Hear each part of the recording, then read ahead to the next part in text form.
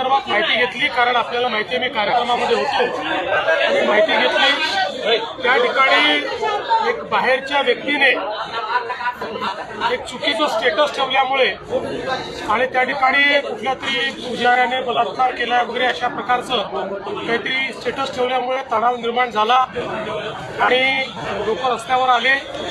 जमावाला पांगवण्याकरता काही प्रमाणात लाठीचार्ज देखील करावा लागला, पण आता परिस्थिती नियंत्रणामध्ये आहे।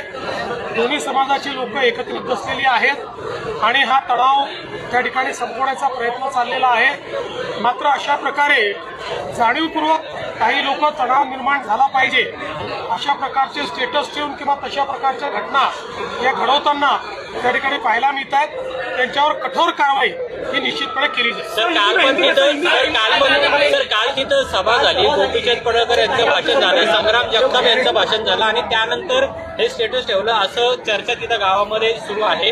पोलीस पण तशा पद्धतीची माहिती देतात की काल एक कार्यक्रम तिथं झाला होता। मला एक सांगा की सभा झाल्यानंतर असं स्टेटस ठेवण्याची मुभा दिली आहे का कोणाला?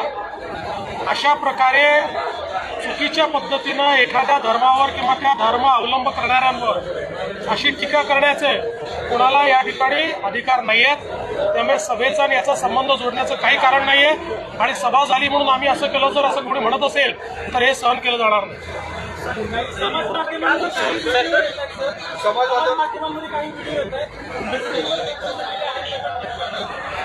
असं आहे की आता त्या ठिकाणी शांतता आहे। आता हे व्हिडिओ नेमके तिथले आहेत की बाहेरचे आहेत हेही बघावं लागेल। अनेक वेळा अशा परिस्थितीमध्ये आपण मागे देखील पाहिलं, डॉक्टर व्हिडिओ, बाहेरचे व्हिडिओज हे देखील दाखवले जातात, प्रेसिपिटेट करण्याचा प्रयत्न केला जातो। त्यामुळे या सगळ्या गोष्टीची त्या ठिकाणी चौकशी केली। सर, आपण काय आवाहन कराल या सगळ्या? माझं एकच आवाहन आहे की सगळ्यांनी शांतता ठेवली पाहिजे, कोणीही कायदा हातात घेऊ नका।